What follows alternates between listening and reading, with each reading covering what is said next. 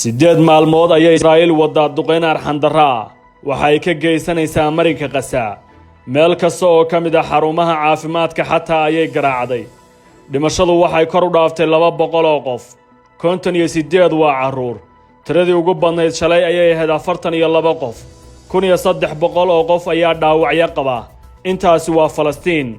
dhanka Israa'iil dhimashadu waa 10 qof 2 waa caruur dhaawacu waxa uu kor u dhaafayaa 102 qof sida ay sheegtay warbaahinta Israa'iil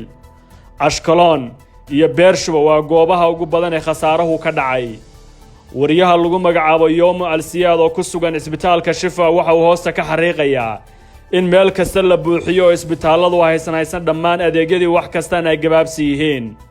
wariyaha Harry Fokat oo ku sugan dhinaca galbeed ee Qudus waxa uu sheegay in duqeyn cusub oo ka timid Falastiin ay ku soo dhaceen gudaha dhulka Israa'iil haysato Safwaat al-Khulayt oo ku sugan isna Qaza waxa uu sheegay in dhulka xeebaha uu galabta ka socday dagaal culus kaas oo ay qayb ka ahaayeen ciidamada lugta wuxuu sheegay in la maqlayo hub culus oo laga maqlayo aaga ka fog goobta dagaalka Mareykanku way diideen xalay in la cambaarayo ficilada guracan ee Yuhuudda waxay ku difaaceen codkooda tooska oo ay sheegeen oo kaliya in dhankoodu ay dadaal wadaan waxay horseeday taasi in fadhigii golaha ammaanka ee qaramada midoobay uu guuldareysto sida ay tabisay warbaahinta Israa'iil Hussein Abu Hareed oo ahaa taliyihii ugu sarreeyay kooxda hubaysan ee Jihaadul Islaamiga ayay diyaaradaha Yuhuuddu ku dileen duqeyn xagga cirka ah Hadi Amir oo ah ergey gaar oo ka socda Mareykanka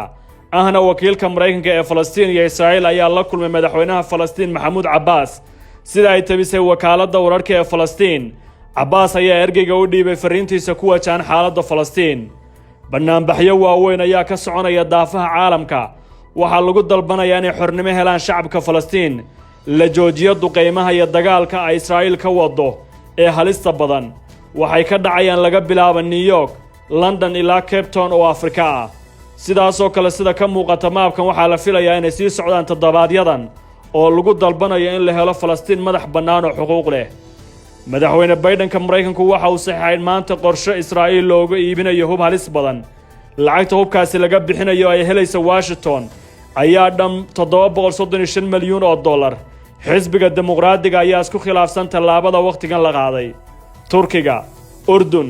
Pakistan iyo Qatar waxa ay ka shaqeynayaan sidii loo heli lahaa dawlad Falastiin oo caalamka aqoonsan yahay taasna waxay aaminsan yihiin inay tahay dhabaha kaliya ee lagu heli karo xalka Qaza iyo bariga dhexe wasiirada arrimaha dibadda ee iskaashiga islaamku waxay mar kale isla qireen sida ay waajib u tahay in laga shaqeeyo xalka muddada dheer oo ah Falastiin dawlad ah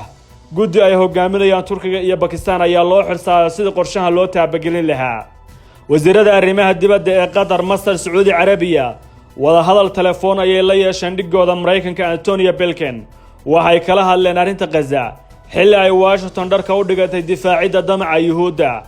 madaxweynaha Masar Abdel Fattah al-Sisi waxa uu kala hadlay xaaladda Qaza iyo sida xal loogu helo dhigiisa dalka Faransiiska Emmanuel Macron waxay isku raaceen in loo baahan yahay joojinta colaadan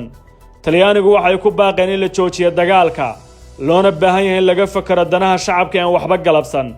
xalka waxay ku sheegtay Roma in nabadda la xoojiyo Yuhuuddu way diideen hay'adaha gargaarku tagaan Qaza waxayna hay'adaha qaramada midoobay sheegeen in markii koobaad ay tahay loo diiday Qaza ilaa 2014 oo ay xilligaasi dhaceen dagaaladii ugu xumaa haddana xilligaas waxay sheegeen inay haysteen marino muhiim oo aan la joojin xaaladda Qaza labada dhinacba wali dagaalka ayay ku baaqayaan Yuhuuddu madaafiicdeeda iyo gantaalada diyaaradaha ayay sii wadaa Xamaasna waxa ay wadaa duqeymaha ay kaga jawaabayso weerarada arxan darro ee Yuhuudda